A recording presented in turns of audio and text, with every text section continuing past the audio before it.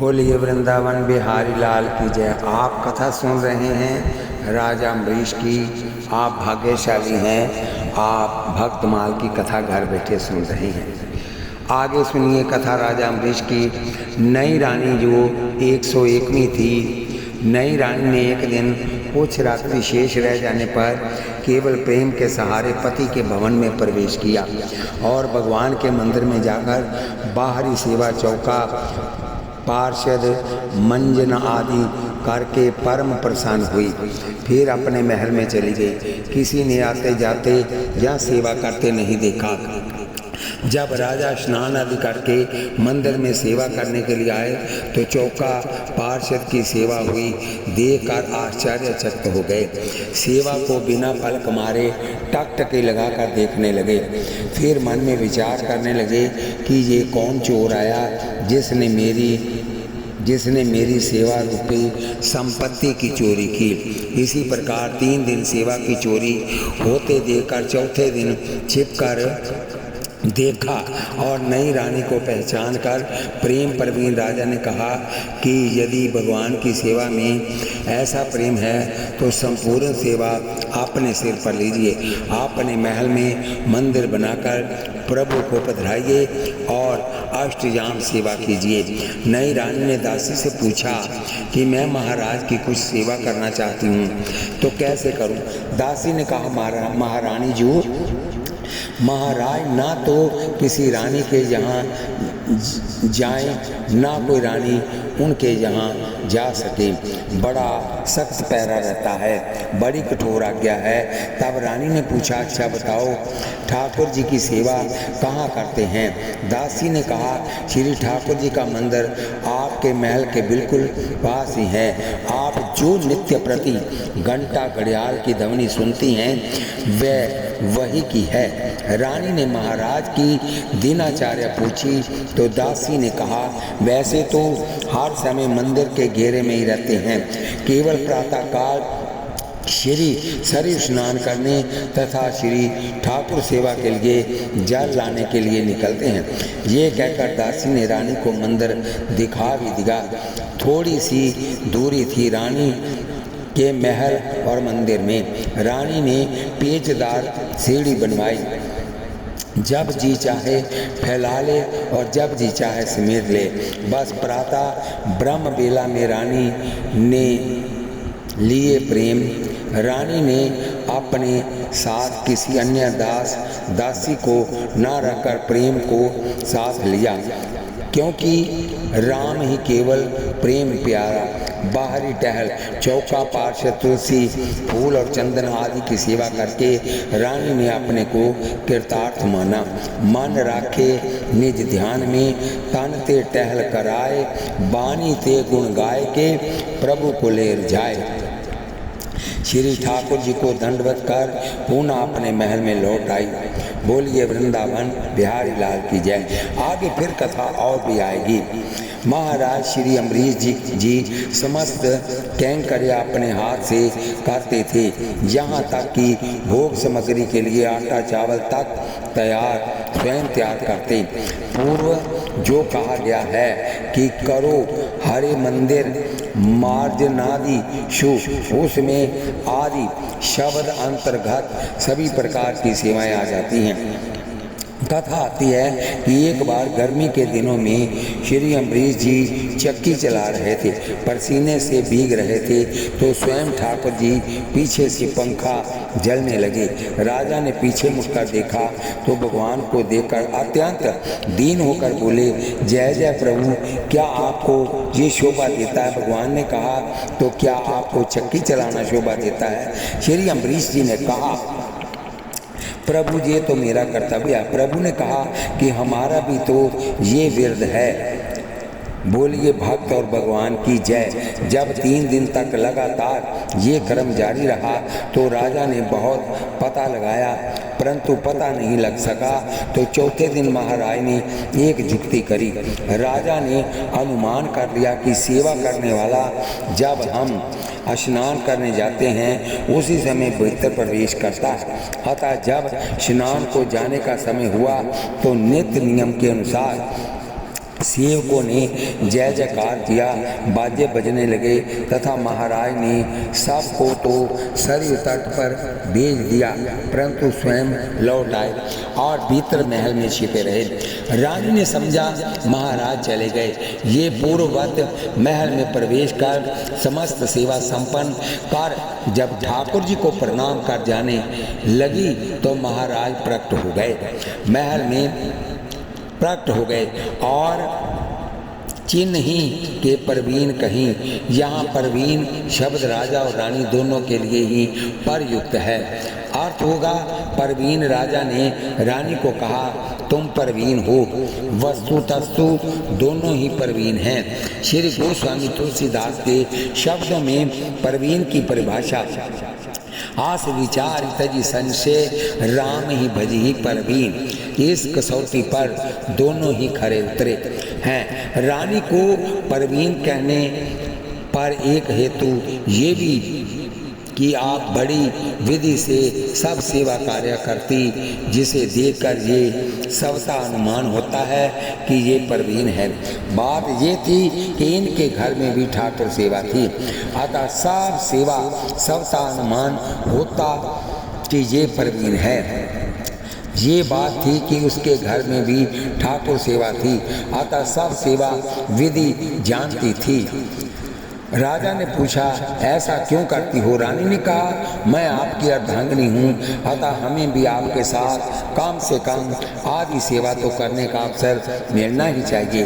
राजा ने कहा अर्ध सेवा की तो बात ही क्या, स्वयं ठाकुर जी को पधरा कर पूरी सेवा करो, मैं कब रोकता हूँ। रानी ने राजा की बात इस प्रकार आदरपूर्वक मानी जैसे गुरुदेव के द्वारा कान में सुनाया गया मंत्र भावुक शिष्या स्वीकार करता है।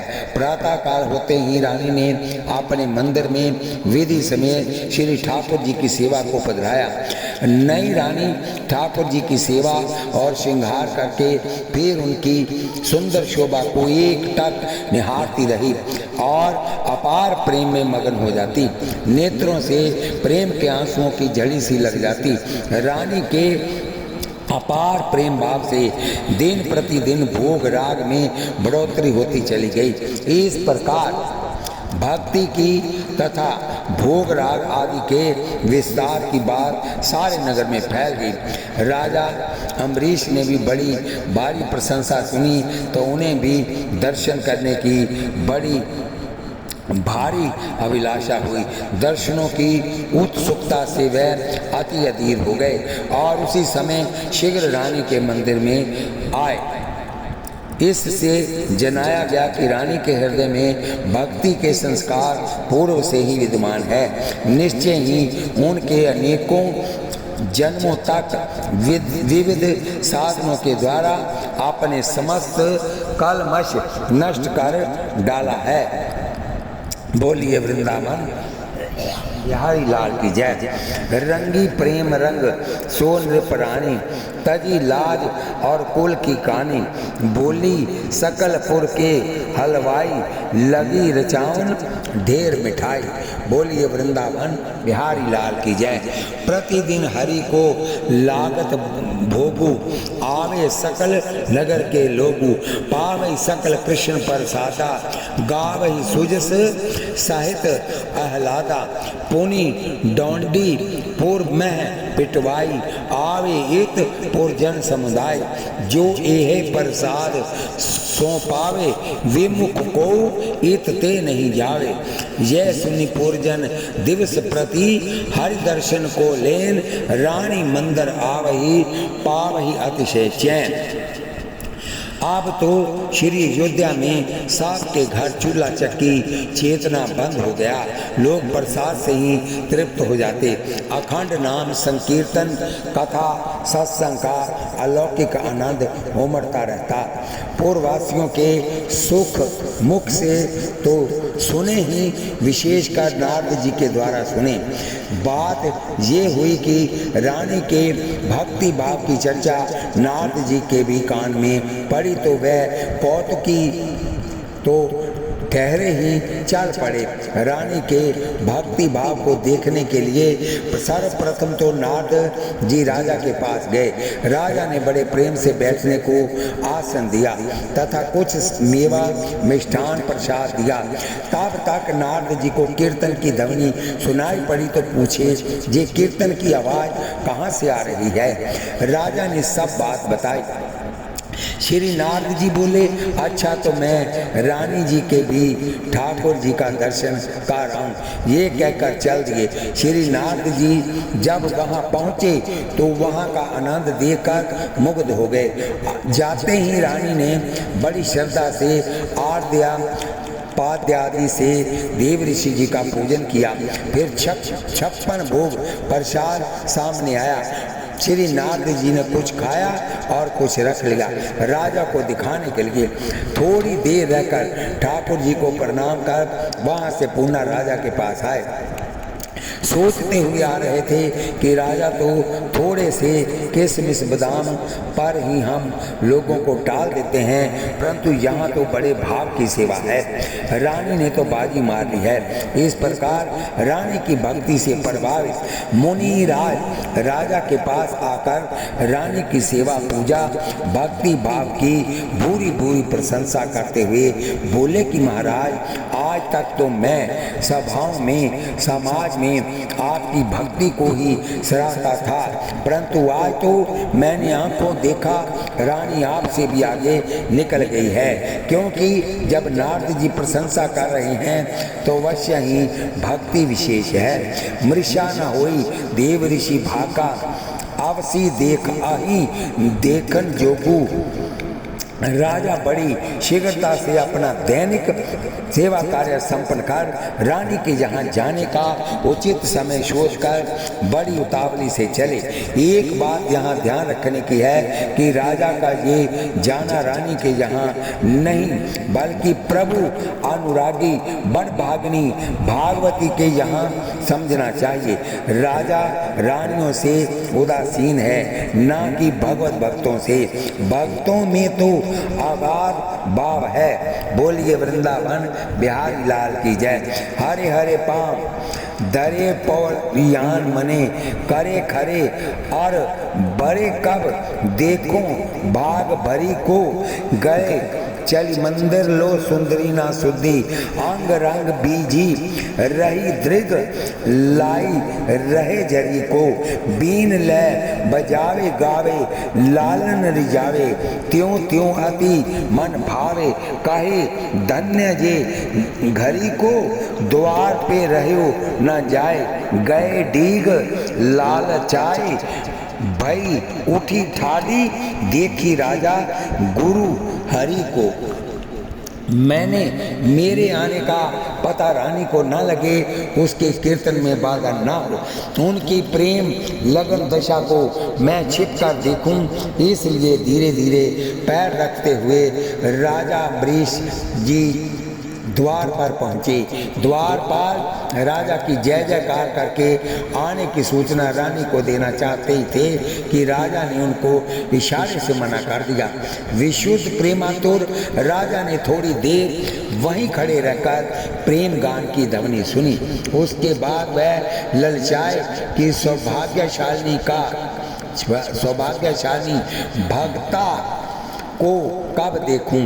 राजा से रहा न गया।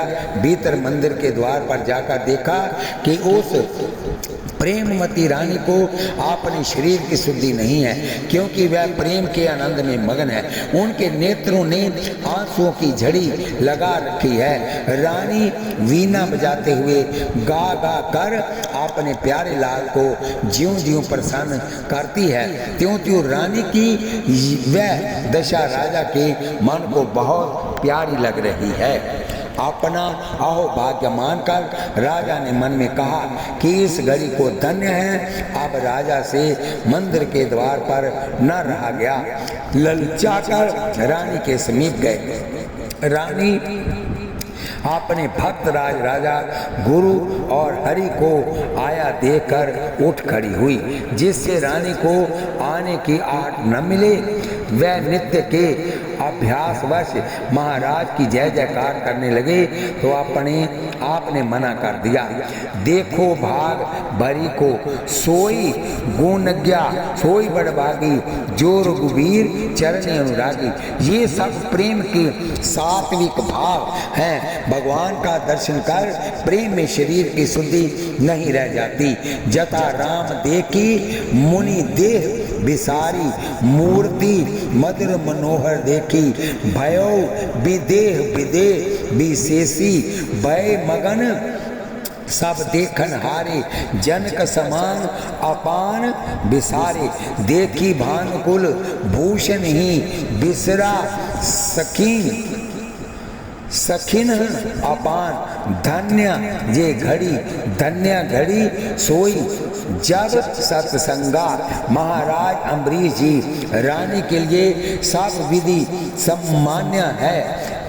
इत तो पति है, दूसरे राजा हैं, तीसरे श्री ठाकुर सेवा का उपदेश दिए।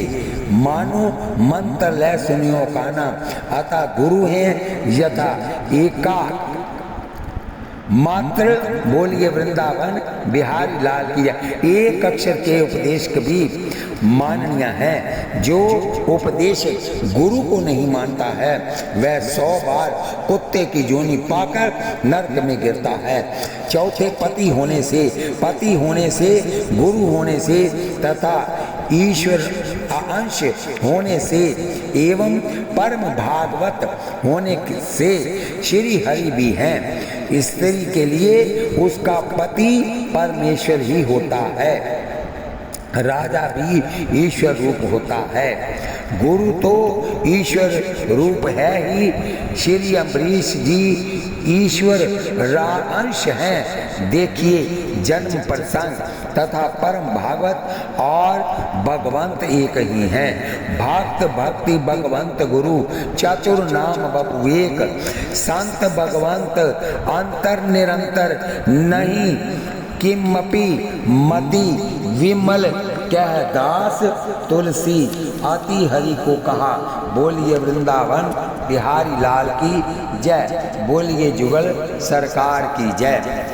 रंग को भंग होते देखकर राजा ने कहा कि तुम जिस प्रकार नई नई विचित्र तानों को लेकर वीणा बजा रही थी उसी प्रकार बजाओ। जीना मधुर स्वर कान में पड़ने से इतना आनंद आता है कि मति विभोर हो जाती है। तुम जिस प्रकार आनंद में मग्न हो रही थी उनका वर्णन मुझसे नहीं हो सकता है। मधुर संकीर्तन सुनकर और प्रेम विभोर भक्त भगवंत का दर्शन कर मेरे कान नैन तथा मन को जो अपार सुख हुआ है उसे मैं कैसे छिपाऊं। ये सुनकर रानी ने सावधानी से फिर वीणा संभाली और स्वरों को साथ कर गाना आरंभ किया, जिससे दोनों श्याम सुंदर की रूप माधुरी के ध्यान में मगन हो गए। हृदय में प्रेम रस रूपा भक्ति भर गई। अनुराग रंग में आनंद लेते हुए सारी रात बीत गई। अहो प्रीति की रीति बड़ी विचित्र है। इसमें तमोगुणी निंद्रा का भाव है। ये तो प्रेम समाधि है। बोलिए वृंदावन बिहारी लाल की जय। बसो मेरे नैनन में नंदलाल मोहनी मूर्ति सांवरी सूरती नैना भय विशाल आदम सुदारस मुरली राजत और बैजंती माल श्रुति शुद्र घंटिका कटी तट शोभित नूपुर शब्द रसाल मीरा प्रभु संतन सुखदाई भक्त वशल गोपाल बसो मेरे नैनन में नंदलाल। तमोमयी रात्रि प्रेमियों के सम्मिलन से प्रेम रूपा हो गई। जामे नहीं सोइए अजब प्रीति की रीति है गजब करे सब ठौर शुदा नींद आशा नसी बिन हरि रहा ना।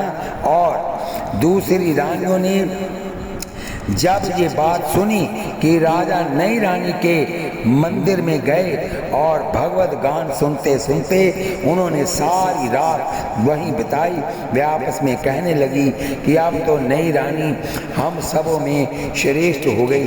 उनके समान राजा की कृपा पात्र कौन सी रानी है, अर्थात कोई नहीं।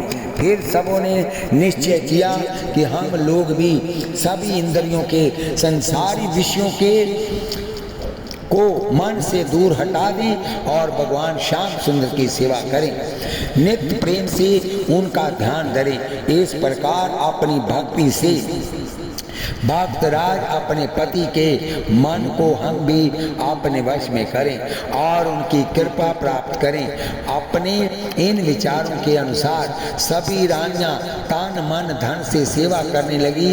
ये सुनकर राजा अम्बरीश अति प्रसन्न हुए और उनके मंदिर में जा जाकर उनके प्रेम के दर्शन करने लगे। इससे प्रभावित होकर राज्य की समस्त प्रजा भी अपने अपने घरों में भगवान की सेवा करने लगी। इस प्रकार घर घर में भक्ति फैल गई। ये भक्ति की रुचि दिन दिन बढ़ती ही जाती थी। जैसे एक प्रेमवती रानी के प्रभाव से भक्ति का विस्तार हुआ, इसी प्रकार जब किसी भक्त का प्रभाव होता है तब लोगों का विषय स्वभाव बदल जाता है और लोग प्रेम के आनंद से परिपूर्ण हो जाते हैं। जिस दिन से राजा ने छोटी रानी का भक्ति भाव देखा, उसी दिन से आप नित्य ही रानी के यहाँ कीर्तन का आनंद लेने के लिए जाने लगे। इस नई लगन में आप अपने ठाकुर जी की सेवा पूजा में भी शीघ्रता होने लगी। राजा को सदा रानी के यहाँ जाकर पद कीर्तन सुनने की त्वरा बनी रहती। अतः जल्दी जल्दी श्री ठाकुर जी को नहला धुलाकर चंदन तिलक लगाकर कुछ भोग अर्पित कर आरती स्तुति भी शीघ्रता पूर्वक ही करके सेवा पूजा से निवृत्त होकर रानी के यहाँ जा विराजते। परिणाम ये हुआ कि एक दिन ठाकुर जी को कहना पड़ा कि महाराज, यदि आपसे सेवा नहीं बन रही है तो हमें भी वहीं पहुंचा दीजिए, फिर तो आप निश्चिंत होकर वहीं रहिए। सच बात तो ये थी कि ठाकुर जी की भी इच्छा हो रही थी ऐसी महाभागवती का दर्शन करने की, जैसे शबरी और ध्रुव जी के दर्शन करने के लिए आप ललायत बैठे, उसी प्रकार रानी के भी भक्ति भाव से आकर्षित होकर दर्शनार्थ भगवान त्वरित हो रहे थे। बोलिए वृंदावन बिहारी लाल की जय। छोटी थी बड़ी हो गई, ये भक्ति की महिमा है।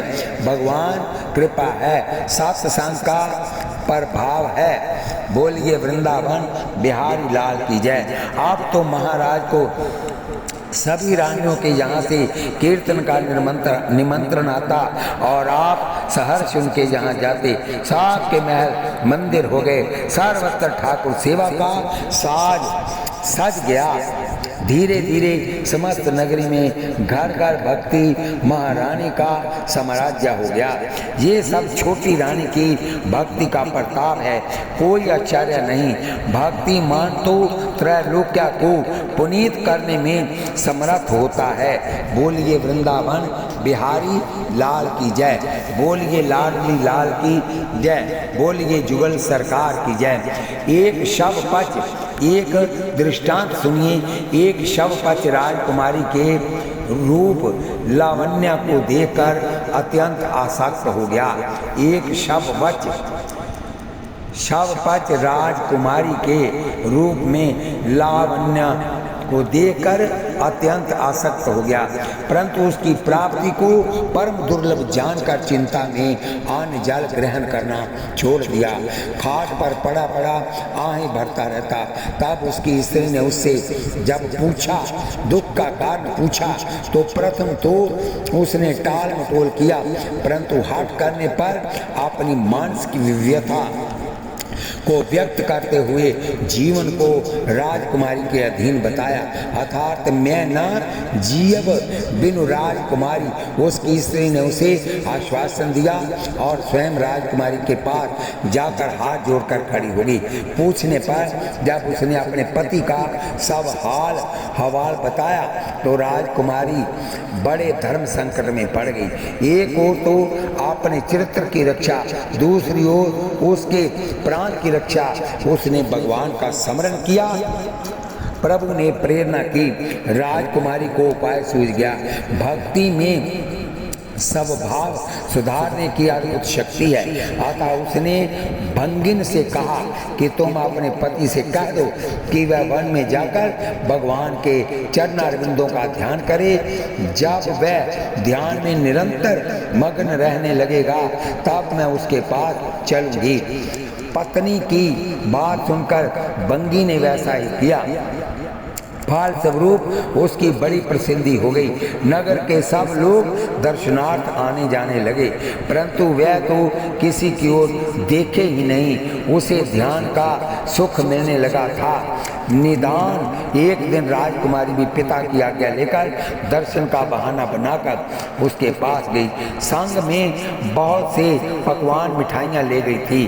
सामने घर पर सामने धरकर प्रसाद ग्रहण करने की प्रार्थना करने लगी, परंतु उसने तो आंख भी नहीं खोली। तब उसने वहाँ उपस्थित सभी लोगों को हटाकर एकांत में कहा, मैं वही हूँ जिसके लिए तुम श्री कृष्ण चरणारविंदों का ध्यान कर रहे हो। जब 2-4 बार राजकुमारी ने ये बात कहा तो वह धीरे धीरे आँख खोलकर मुस्कुराकर बोला, राजकुमारी ये तुमने ठीक कहा कि मैं वही हूँ, परंतु ध्यान रखो अब मैं वह नहीं हूँ। तो राजकुमारी ने उसकी बड़ी प्रशंसा किया और कहा कि इसलिए तो मैंने ये उपाय कहा था। सो वह उपाय सफल हुआ। विषयों की ओर से मन हटाकर भगवान में लग गया। ये बड़े हर्ष की बात है। उसने भी राजकुमारी को गुरु मानकर प्रणाम किया। इसी प्रकार श्री अम्बरीश जी की रानियों ने जो राजा को वश में करने के लिए भक्ति का स्वांग किया था, वह भक्ति के प्रताप से सत्य हो गया। रानियों का मन भगवान में लग गया, विषय बुद्धि दूर हो गई। तभी तो कहा गया है, झूठ मूठ खेले सचमुच होए, सचमुच खेले विरला कोई, अतः पलटे स्वभाव कहाँ। जंगल में एक सुंदर सरोवर था। एक और दृष्टांत सुनिए, जिसके लिए राज आज्ञा थी कि इसमें कोई मछलियों का शिकार न करे। एक दिन कालू नाम का दीमर चोरी से सरोवर में जाल डालकर मछलियों का शिकार कर रहा था। इतने में राजा की सवारी उधर को ही आती दिखाई पड़ी। दीमर डर गया। बचाव का कोई उपाय न देकर तत्काल जाल समेटकर कीचड़ में गाड़ दिया और स्वयं धूल मिट्टी समेत लपेट कर साधु का स्वांग करके ध्यान लगाकर बैठ गया। राजा ने देखा तो बड़े प्रभावित हुए कि कैसे एकांतवासी महात्मा है, परम अकिंचन है।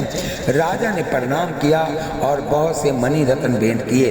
राजा की देखा देखी सभी लोगों ने प्रणाम किया और यथाशक्ति भेंट की। जब सब लोग चले गए तो कालू ने आँख खोली। सामने रजत स्वर्ण मणियों की ढेरी देखकर विचार करने लगा कि जब एक क्षण के साधु वेश धारण करने का ये फल है तो सदा सर्वदा की तो बात ही क्या कहनी है। बस उसका भी पलटियो स्वभाव साधु ही हो गया। बोलिए वृंदावन बिहारी लाल की जय, बोलिए लाडली लाल की जय, बोलिए जुगल सरकार की जय। इस कथा को हम यहीं पर समाप्त कर रहे हैं। कल फिर कथा होगी। आप विदुर जी की कथा सुनेंगे। आप भाग्यशाली हैं, भक्तमाल सुन रहे हैं। माताएं, बहनें, भाई, बंधु जितने भी इस कथा को सुने, मेरी उनसे करबद्ध प्रार्थना है कि आप मुझे आशीर्वाद के रूप में सब्सक्राइब, लाइक शेयर करें। शेयर की हुई कथा यहाँ तक जाएगी, उसका आधा फल आपको भी प्राप्त होगा। बोलिए वृंदावन बिहारी लाल की जय। कथा सुनते वक्त हाथों में माला लें, जीवा से नाम जपें, आंखों से दर्शन करें, कानों से कथा सुनें। एक पंथ चार काज हो गए। सब्सक्राइब और लाइक एक बार ही होता है, और शेयर आप जितनी बार मर्जी करेंगे। बोलिए वृंदावन बिहारी लाल की जय। शेयर की हुई कथा यहाँ तक जाएगी। जो लोग उस कथा को सुनेंगे, बोलिए वृंदावन बिहारी लाल की जय, उसका आधा फल आपको भी प्राप्त होगा। बोलिए वृंदावन बिहारी लाल की जय। बोलिए लाडली लाल की जय। बोलिए श्री कृष्ण गोविंद हरे मुरारे, हे नाथ नारायण वासुदेव। बोलिए लाडली लाल की